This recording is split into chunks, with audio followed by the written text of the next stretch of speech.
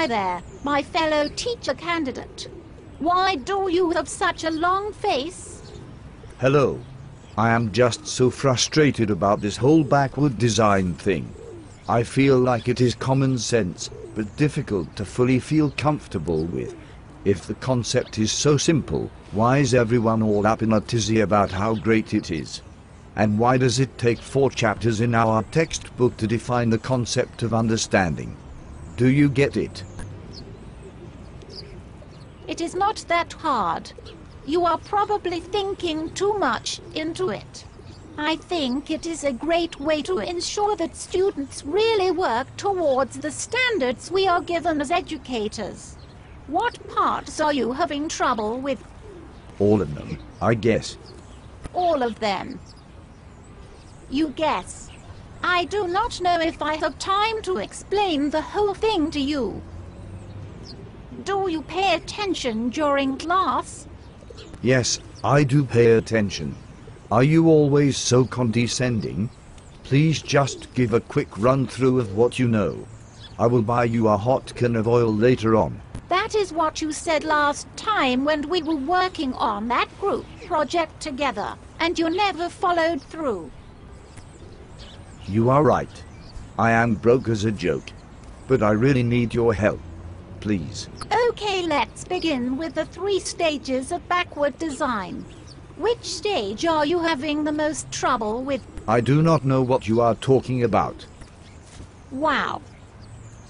How did you get through the application process for our university? I lied. A lot. You do not deserve my help, but I will give it to you anyway because my friend likes you. So the 3 stages are identifying desired results, determining evidence, and planning the learning experience. In stage 1 you want to ask yourself, what needs to be accomplished by the students? An analogy for stage 1 might be to climb a mountain. Do you follow so far? What does your friend look like? She is a trash compactor, literally. She smells awful. I am totally cool with that. Please, hook it up. I will just pretend I did not hear that, and I will continue with backward design. In stage 2, you determine the evidence you want the students to display. This is the assessment part that everybody struggles with. The question to ask yourself here is, how do I know that the class accomplished what we set out to do? In the mountain climbing analogy, this is the part where you would determine the time frame you want to keep to reach the top of the mountain. In stage 3 you ask yourself, how do we get from here to there? Here you have the freedom to maneuver and adapt the activities and content however you feel is appropriate, as long as the learning experience works toward the goal you have set. So remember, you set the goal first, then determine the evidence, then plan the learning experience. This is the part where I always think, no. That is what teachers have always done, isn't it? Not really. Unfortunately, teachers often think of an activity or lesson first, and then they try to force it around a learning goal or their given standards.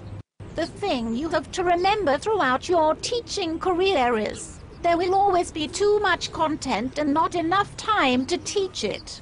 So you have to really distill the concepts down to their core to begin designing a lesson. That way you give students the best chance of truly understanding the concept, in hopes that they will take their understanding and transfer it to many other concepts in the future. Distill a concept to its core. Are you talking about these big ideas I keep reading about? What is the big idea about big ideas? I think a lot of our classmates get stuck on this part. A big idea should not simply be the name of the chapter in the student's textbook. It must provoke thought and debate among your class. Big ideas or essential questions should be broad, with many layers. They should have great depth and no obvious solutions. Oftentimes, big ideas and essential questions will cause disagreement and misunderstanding, and that is okay as long as they are bringing students closer to your desired results or goals, which are likely linked to your standards. What are standards again? You really are a stupid robot.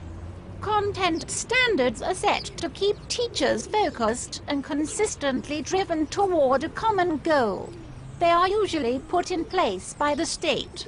Like it or not, you must acknowledge them as a teacher because the current climate towards education in our country is very results-driven. And they are the main tool for defining expectations set on teachers and students. Did you hear what I said?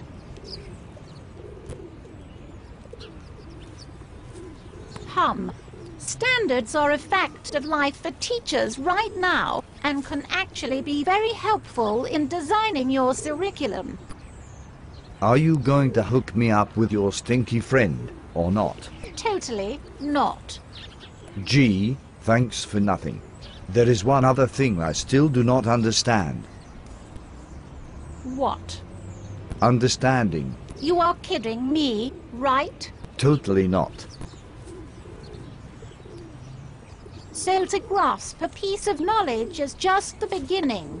When a student really understands a topic or concept, they can carry their understanding with them to other areas throughout their life. But how do you know when a student really understands something? Your students probably won't. But there are some ways you can evaluate understanding. When students understand an idea, they can explain it to others, show how it is important, apply it or adapt it to different situations, question its assumptions, see it from the author's point of view, and identify and provide counterpoints to its misconceptions. Did you catch all that? No. I did not think so. You should consider changing your career path. I am worried for your future students. Our community needs motivated teachers who are ready to make a difference. These kids are a bit tough enough without jerks like you messing things up. Why do you want to teach, anyway? I have a plan to spending my summers off, selling pencils I have stolen on eBay. You really are a piece of work. And you have just wasted 10 minutes of my life that I will never get back. I want to call your friend. Absolutely not. Please do not tell anyone about my plan to steal pencils. I think your days in the program are numbered. Just leave me alone from now on. And good luck with the big assignment that is due tomorrow. What assignment?